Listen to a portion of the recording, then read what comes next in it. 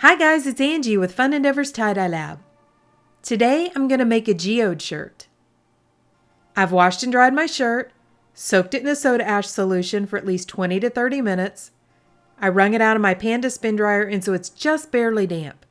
I also have it turned inside out. To begin a geode, I'm finding an area on the shirt where I want the center of the geode to be, pinching that, and then I'm going to slide my hand down to where I'd like the bottom of the geode to be, and begin tying that with my sinew. I'm using sinew because it's wax coated, and so every place where I put a line of the sinew and tighten it down, that will be a white line because the dye can't get underneath it. Because this is nature, I'm trying to vary my geodes, making them look more natural. So I vary the sizes of them as well as the amount of sinew lines and the distance between the lines.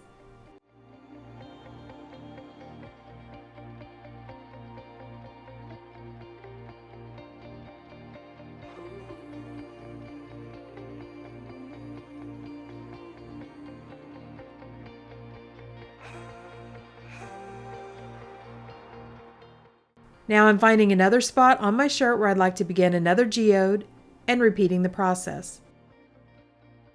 I'm going to continue doing this until the entire shirt is tied up.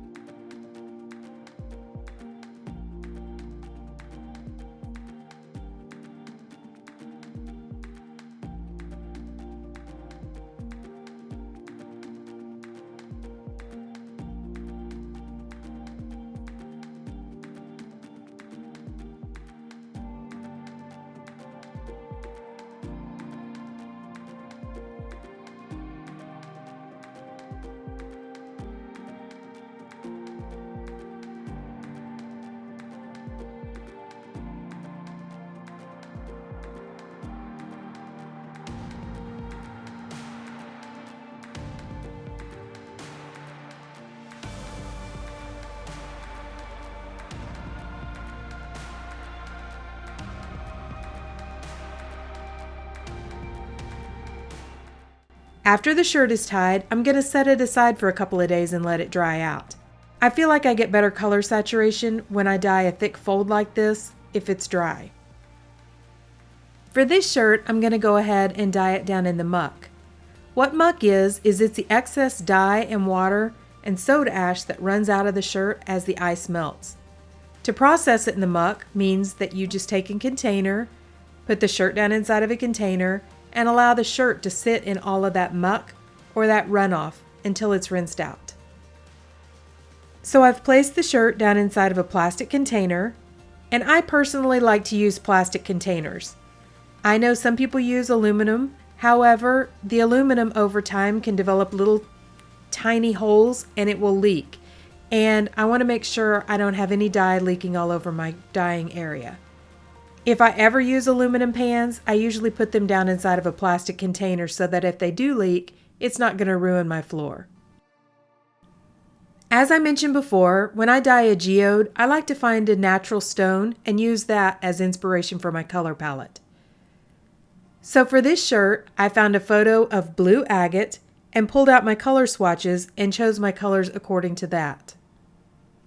I'm going to apply the colors randomly, beginning with Robin's Egg Blue from Custom Colors, followed by Blue MX2G from Custom Colors,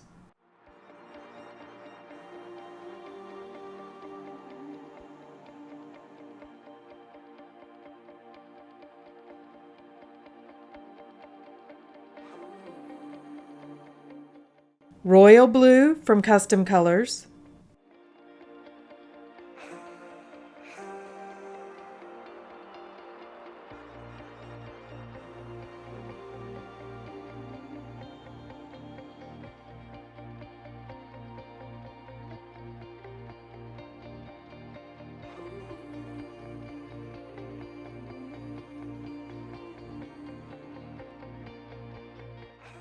and Peacock Blue from Custom Colors.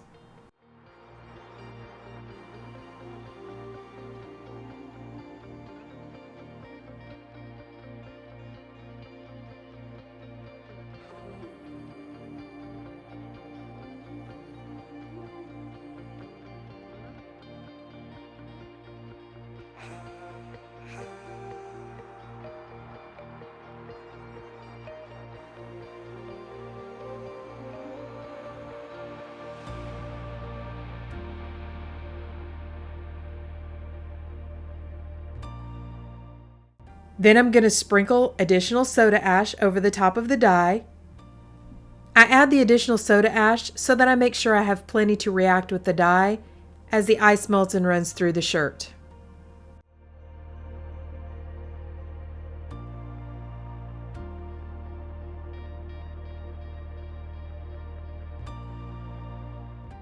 Then I'm going to layer on the ice.